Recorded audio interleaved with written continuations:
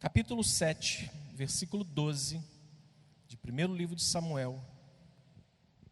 Eu tenho ali 35 minutos, eu vou interromper quando eu achar conveniente por causa do horário, não me preocupando se eu vou conseguir terminar ou não, porque em qualquer momento aqui eu posso terminar. Diz o texto, leia comigo por favor, 7:12.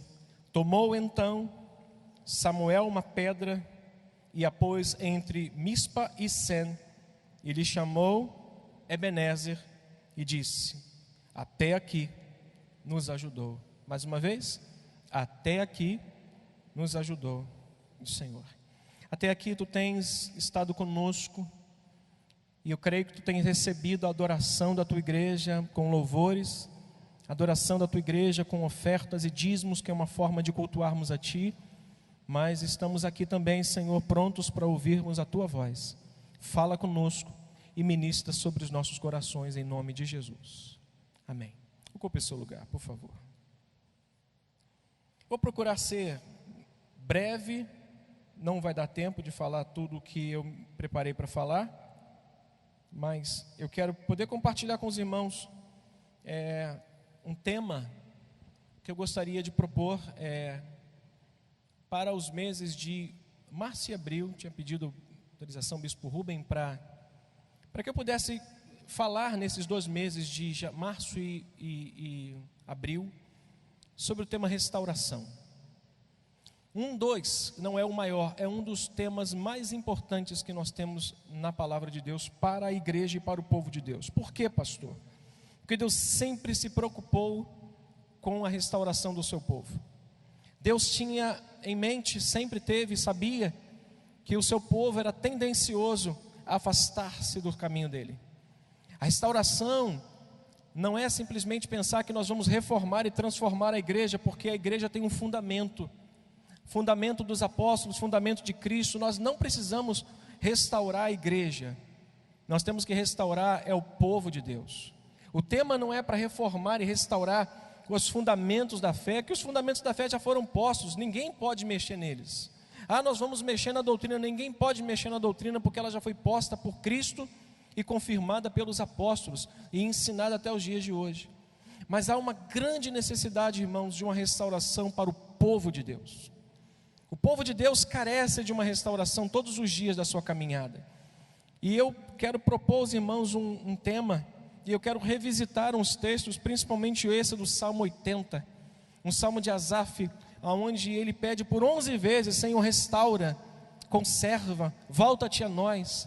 Senhor, tem misericórdia de nós, vivifica-nos. Se nós olharmos para o Salmo 80, nós vamos ver um homem necessitado por restauração, e orando para que o povo de Deus seja restaurado completamente daquilo que um dia eles viviam e agora não vivem mais. Restauração é recompor. Eu conversei com um casal dias atrás, e eu estava dizendo para eles: irmãos, vocês estão como aquela lata, que um rolo compressor passou por cima, amassou, e ela está parecendo um papel.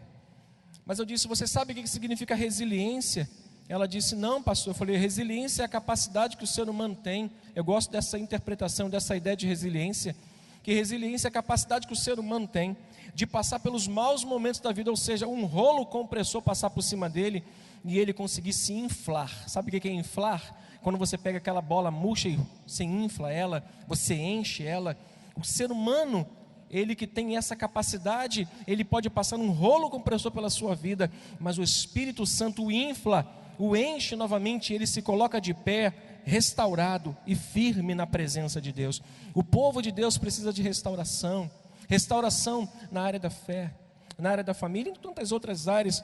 E eu queria revisitar o Salmo 51, um homem que perdeu a sua dignidade, um homem que perdeu a sua honra, um homem que perdeu um valor de líder.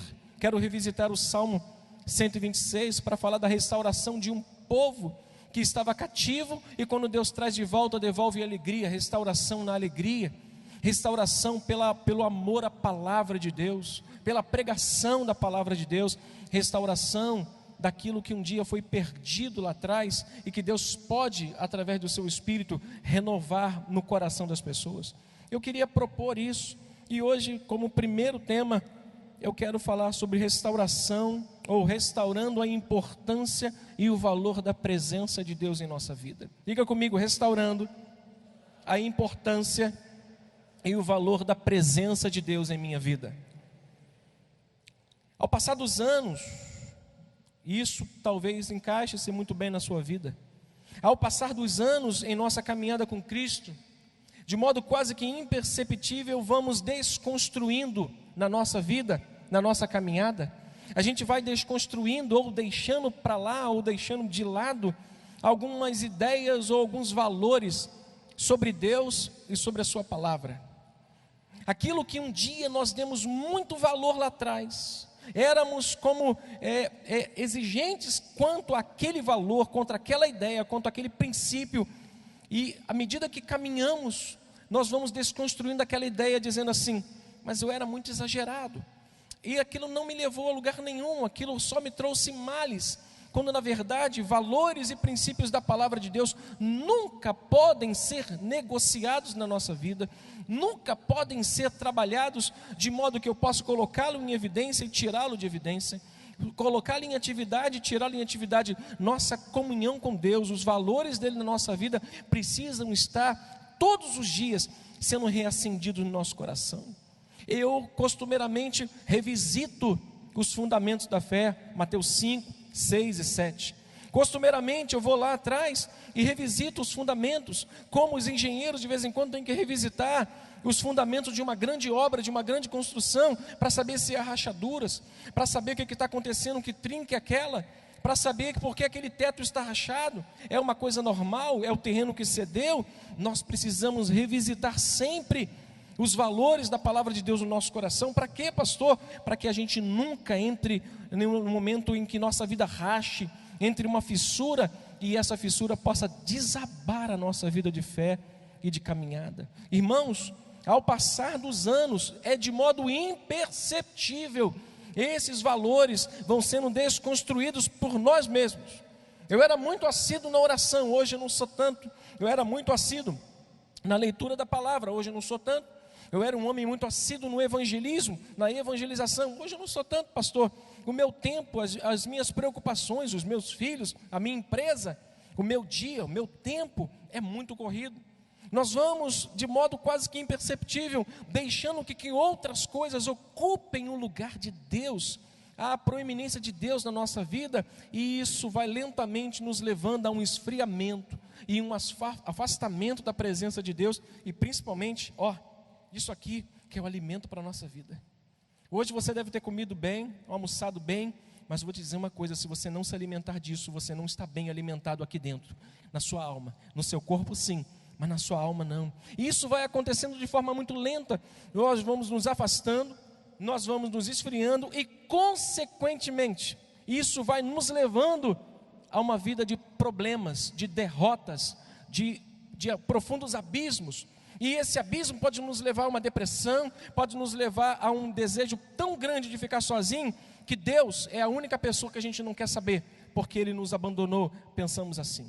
Eu quero nessa noite propor aos irmãos uma restauração na importância do valor da presença de Deus na nossa vida. Pastor, o que tem a ver com esse texto? Nós vamos entrar para falarmos sobre isso um pouquinho. O apelo por uma restauração, irmãos, é uma necessidade urgente, eu disse isso mais cedo, para o povo de Deus.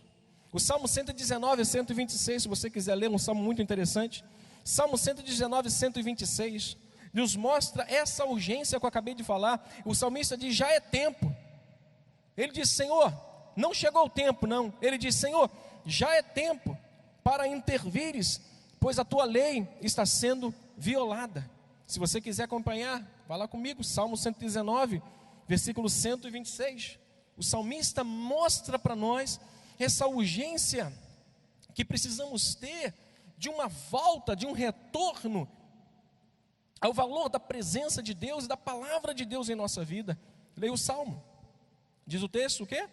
Já é tempo, Senhor, para intervires, pois a tua lei está sendo violada. Na versão NTLH, nova tradução da linguagem de hoje, ele nos diz, a tua lei está sendo desobedecida. Por que a lei está sendo desobedecida? Porque nós vamos desconstruindo esses valores na nossa vida. Nós vamos esquecendo um pouquinho, e aquilo que um dia eu fiz com tanto afinco, eu não faço mais. Aquilo que eu era um militante, hoje eu sou um fraco. Hoje eu sou desculpe-me com a verdade, tanto quanto relapso.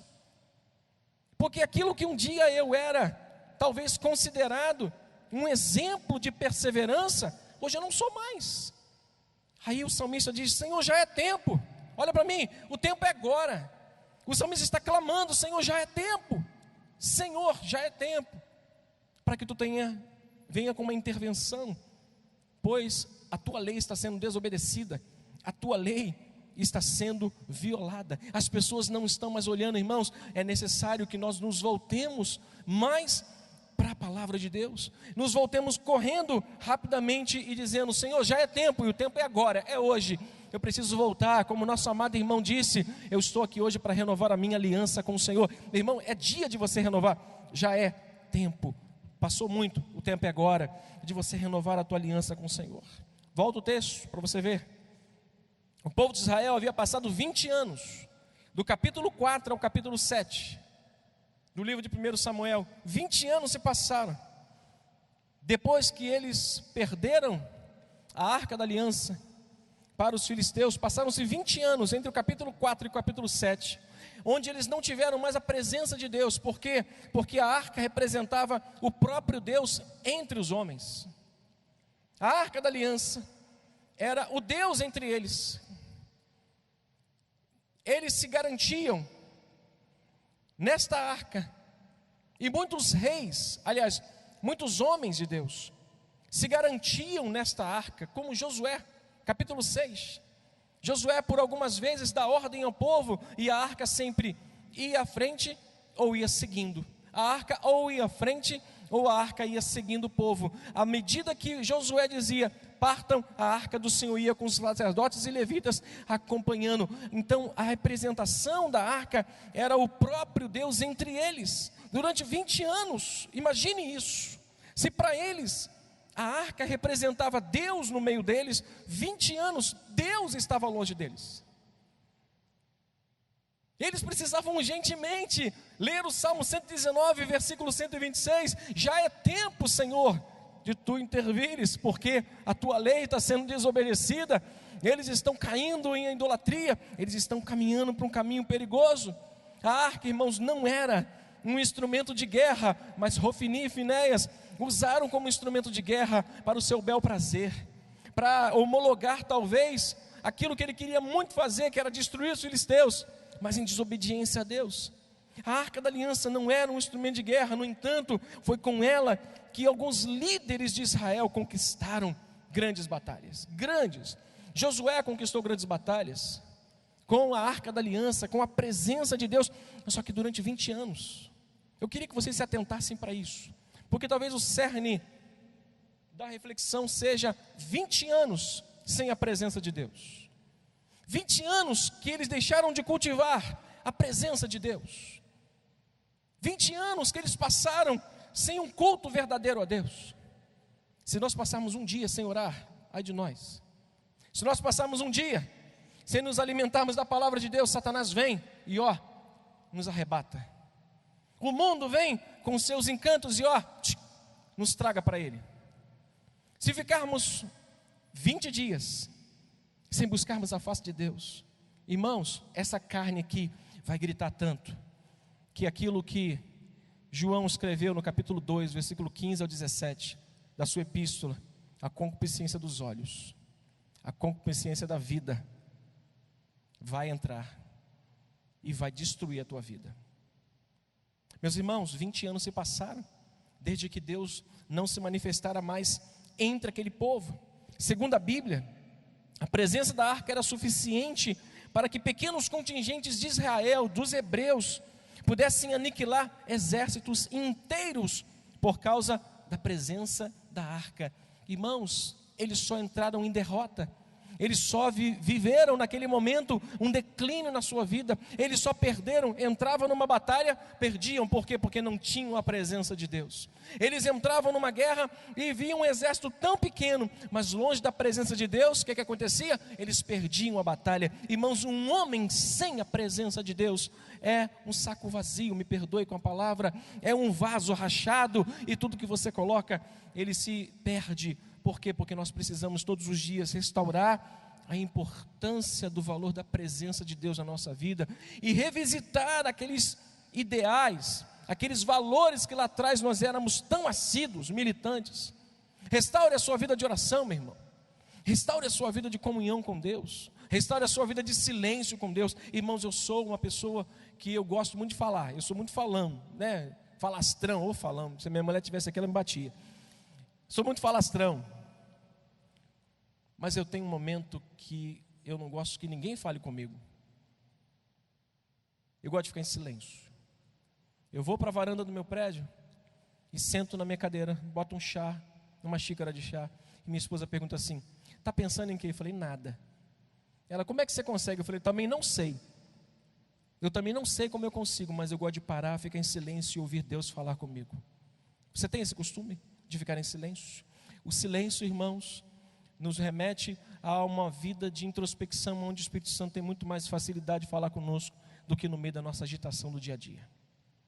Cultive a sua vida, restaure a sua vida de oração, renove, restaure a sua vida de comunhão na palavra de Deus. Deus pode lhe falar pela instrumentabilidade da palavra dele. Ele pode nos falar claramente, sem a gente pegar, apontar o dedo aqui e abrir num texto que a gente acha que Deus vai falar. Deus pode te falar num texto que você nem imagina, mas quando você lê, o Espírito Santo, pela presença valorosa dele na sua vida, pode lhe falar e restaurar completamente a sua vida e o seu coração. Mas 20 anos se passaram desde que eles não mais tinham a presença de Deus no meio deles. 20 anos sem culto, sem adoração, sem nada. Para a gente entender isso, para a gente poder conseguir entender o que aconteceu e como foi a restauração desse povo, porque se eu estou falando de restauração, eu não posso só falar do declínio deles, mas para eu falar de restauração, eu tenho que entender aonde foi que eles caíram, aonde foi que aconteceu o declínio, por que aconteceu. Se você voltar um pouquinho, lá no capítulo 2, eu já vou me dirigir para o final, depois a gente volta com esse assunto, com esse mesmo texto, a gente prolonga para um outro. Lá no capítulo 2, no mesmo livro, a partir do versículo 22, vamos ver que o declínio começou com a perda do temor. Talvez você fosse um homem ou uma mulher muito temente a Deus. Algumas coisas na sua vida eram inegociáveis. E à medida que o tempo vai passando, a nossa caminhada com Deus vai se passando, nós vamos vendo que de modo quase que imperceptível, esse temor se transformando em legalidade, em permissividade. Não, mas eu era muito radical. Com a cabeça que eu tenho hoje, com a mentalidade que eu tenho hoje, eu tenho compreensão melhor e até como administrar isso melhor para mim. Nós não temos condição de administrar coisas perigosas não, irmão. Sabe o que José fez com o perigo? Correu. Tem coisas que a gente não pode encarar. Tem coisa que nós não temos condição de falar assim: eu vou de peito aberto. Não vamos, porque vamos nos perder. Esse povo que tinha lá um temor, mas a permissividade, o legalismo, a legalidade para aquilo, fez com que acontecesse isso aqui, ó, capítulo 2, verso 22. O Eli repreendendo os seus filhos. Era, porém, Eli muito velho, e ouvia tudo quanto os seus filhos faziam de errado. E todo Israel que se deitavam com as mulheres e serviam à porta da tenda da congregação, verso 23, disse-lhe: por que faz tais coisas? Pois todo esse povo, ou de todo esse povo, ouço constantemente falar do vosso mau procedimento. Não, os filhos meus, porque não é boa a fama que esta que ouço, e sais fazendo transgredir o povo de Deus. Leia comigo: e vocês estão fazendo transgredir o povo de Deus. Aí diz o verso 25: pecando o homem contra o próximo, leia comigo, Deus lhe será o árbitro. Pecando, porém, o homem contra o Senhor, quem intercederá por ele? Entretanto, Complete o texto. Não ouviram a voz de seu pai, porque o Senhor os queria matar. O declínio espiritual começou na perda do temor. O que era inegociável passou a ser permitido. O que era perigoso passou a ser facilmente administrado pela minha experiência de caminhada cristã. Por mais que sejamos longos na caminhada, não somos fortes o bastante para vencermos o pecado. Só Jesus, só o Espírito Santo, só o sangue do Cordeiro sobre a nossa vida nos dá condição da gente vencer este mundo e o pecado. Sozinhos nós não conseguimos. Diga para o irmão que está do seu lado: meu irmão, sozinho não vai não. Sozinho não vai não. Não entra nessa sozinho não. O declínio espiritual começa com a perda do temor e a permissividade por algumas coisas que a gente parecia ser inofensivo. É tranquilo, é fácil. Isso aí eu tiro de letra. De letra tu cai mais rápido. De letra você toma muito mais rápido. Agora olha o versículo 27 e 31, como isso aconteceu mais. Não vou nem ler do 27 ao 31, senão nós vamos perder tempo aqui demais. Diz o versículo 29: porque pisais aos pés os meus sacrifícios e as minhas ofertas de manjares, que ordenei que me fizeram a minha morada? E tu que honras os teus filhos, Deus repreendendo Eli, que honra teus filhos mais do que a mim, para tu e eles vos engordades das melhores de todas as ofertas do meu povo de Israel? Versículo 30, leia por favor comigo. Portanto, diz o Senhor Deus de Israel: na verdade, dissera eu que a tua casa e a casa de teu pai andariam diante de mim perpetuamente. Porém agora, diz o Senhor, longe de mim tal coisa. Por quê? Porque aos que me honram, honrarei. Porém os que me desprezam serão desmerecidos. O declínio espiritual veio em virtude do pouco valor que eles deram aquilo que Deus tinha dito não.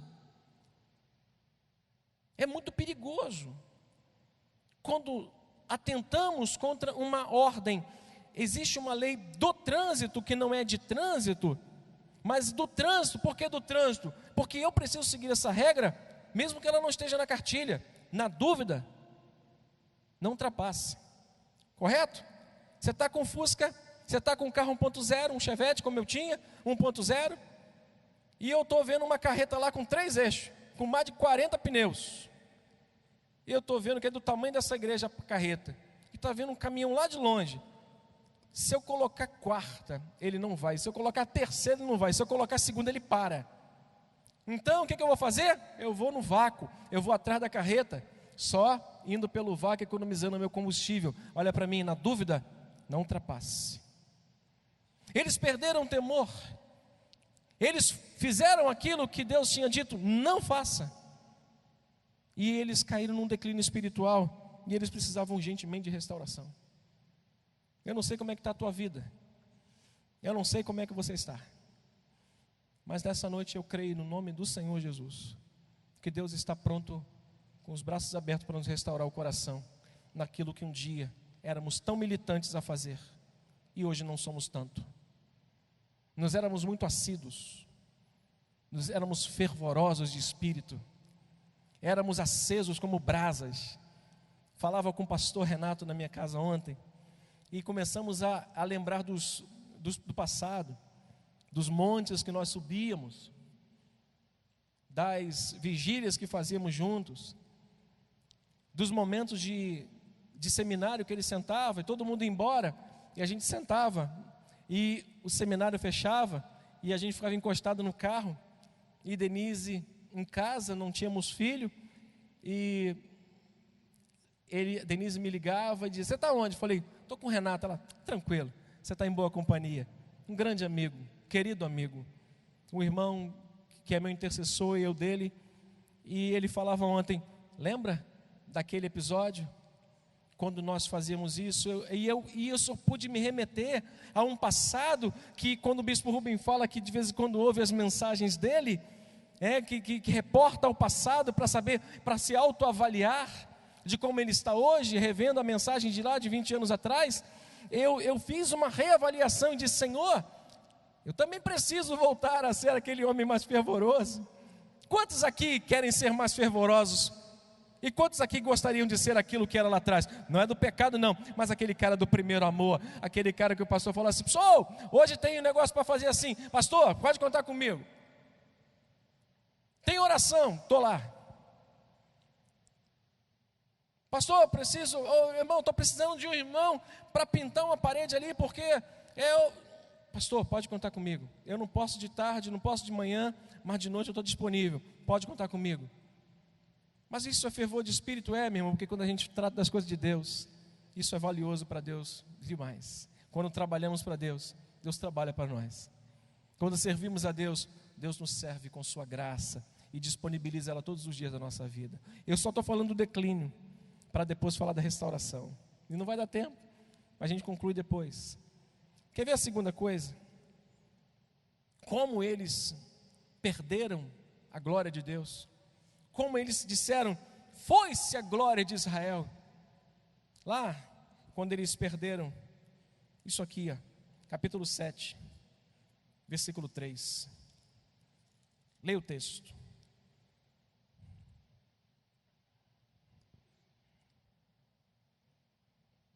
Falou Samuel a toda a casa de Israel, dizendo: o que, irmãos? Se é de todo o vosso coração que vocês estão voltando ao Senhor, tirai de dentre vós os deuses estranhos e os astarotes, e preparai o coração ao Senhor e servi a Ele só. Lembra do bezerro de ouro que os homens fizeram quando Moisés estava no monte? Às vezes nós construímos bezerros de ouro da nossa vida, quando nos apressamos em querer resultados rápidos na nossa vida, quando nós na verdade deveríamos esperar o tempo de Deus falar assim: parta, faça. Quando desobedecemos, levantamos astarotes na nossa vida. Quando não temos paciência para esperar o tempo que Deus determinou para te dar o que você recebeu como promessa, levantamos astarotes para a nossa vida. Pela pressa de adquirirmos alguma coisa, pela pressa de chegarmos a alcançar um objetivo pessoal, levantamos astarotes. E esse profeta chamado Samuel diz: é de todo o coração que vocês estão voltando para Deus? É de todo o coração que vocês querem agora de fato reviver o que vocês um dia viviam, a glória de Israel no meio de vocês, a glória de Deus é de verdade o coração de vocês? Então tirem os astarotes, ou seja, vivam mais na dependência de Deus, creiam mais em Deus, esperem mais por Deus, porque Ele vai se manifestar e Ele vai concluir a obra que começou na sua vida. Você crê nisso? Olha, bota a mão no ombro dessa pessoa que está do céu e fala assim: Ele vai completar a obra na sua vida. Você está sendo um mensageiro de Deus nessa noite. Ele vai completar a obra na sua vida, meu irmão. Ele deu uma parada, mas Ele vai completar a obra na sua vida. Eu preguei uma mensagem um tempo atrás falando de Jairo, e disse que o tema da mensagem é quando Deus dá uma pausa. A pausa na música, o André sabe disso, o Jonatas melhor ainda, porque é professor. A pausa na música é tão importante quanto a própria música, porque a pausa na música, ela não diz para a gente que a música acabou, ela diz que ela foi interrompida por um momento, para que ela seja continuada logo depois. Jesus recebe a visita de um homem que diz para ele: Senhor, minha filha jaz morta, está lá doente, e vá lá na minha casa para curar. Jesus: vou contigo.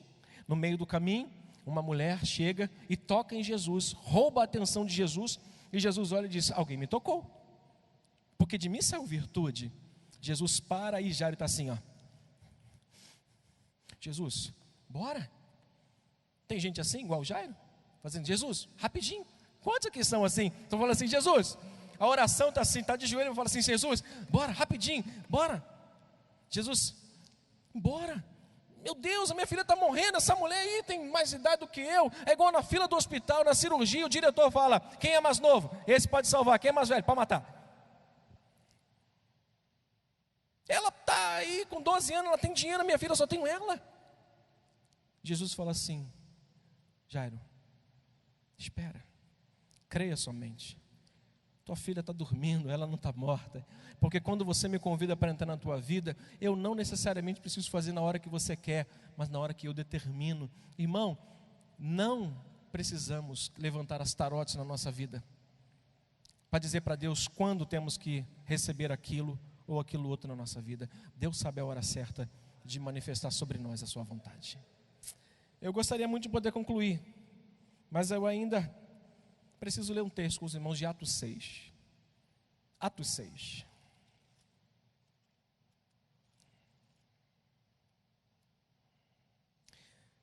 Perdão, Atos 16, 6. Vamos falar de Paulo, a visão que ele teve em Troade.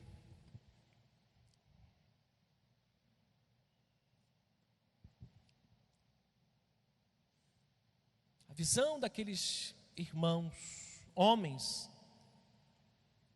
foi completamente mudada e deturpada porque eles perderam Deus de vista. E talvez pela pressa de adquirirem, de chegarem em algum determinado lugar e de fazerem aquilo que tanto desejavam, fez com que eles perdessem de Deus. E Samuel, vem cá, vocês querem voltar de verdade para Deus? Então tirem isso.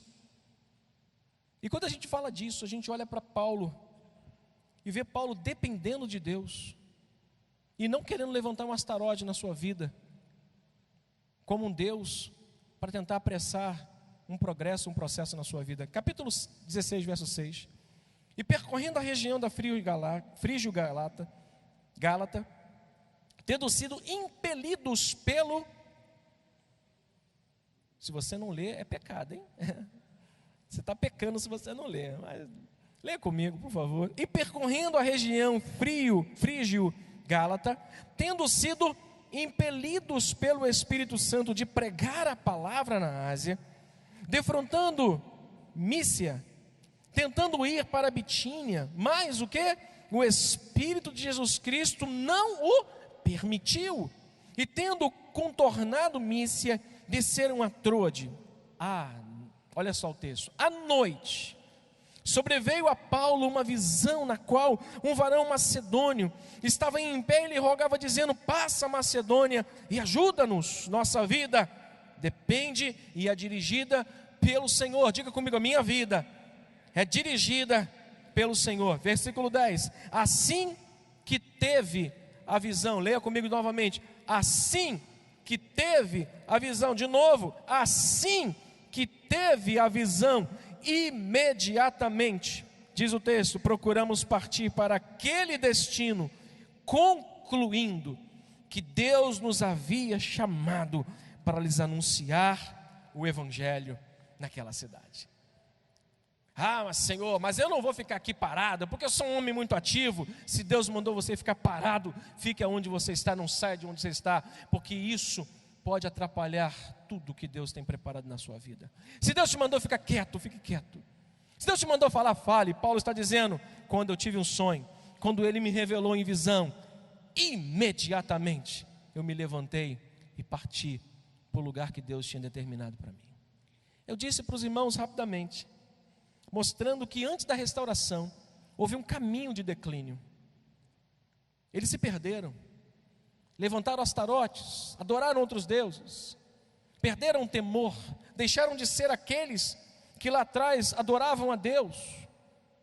E lá em Ebenezer, lá em cima, quando os filisteus encontram-se com ele, no capítulo 4, versículo 1, eles perdem a batalha, eles começam a perceber o seguinte, tem alguma coisa errada, olha para mim. Comece a perceber algumas coisas na sua vida. Está dando errado. Deu errado de novo. Continua dando errado. Continua dando errado novamente. Olha para mim. Acorda. É tempo de nós valorizarmos mais a presença de Deus na nossa vida. E dizemos, Senhor, eu estou fazendo o que é certo? Lembra de Davi? Quando leva a arca para Jerusalém, 2 meninos da congregação deles: eu posso ajudar. Então tá, vem ajudar. A arca tomba, um encosta, morre. Davi pensa o seguinte: bom, se eles morreram, eu vou morrer também. O que eu tenho que fazer? Levar essa arca para longe de mim. Mas Davi, na verdade, estava só protelando uma coisa que deveria fazer certo. E Deus fala para ele: filho, o problema não é o que foi feito, foi como foi feito. Faça direito, e assim eu serei com você. Tem tempo que a gente tem que parar, puxar o freio de mão e dizer: Senhor, está tudo certo com a minha vida? Eu estou te obedecendo do jeito que o Senhor realmente quer? O que está deixando de acontecer é por minha causa? Eu digo sim, porque por causa de Deus não é. O declínio aconteceu por causa deles, por causa da falta de temor e por falta de uma espera daquilo que Deus poderia fazer por eles. Se Deus assim me permitir, na semana que vem, eu quero falar do outro momento, que foi o momento da restauração na vida dessa nação. Vamos orar.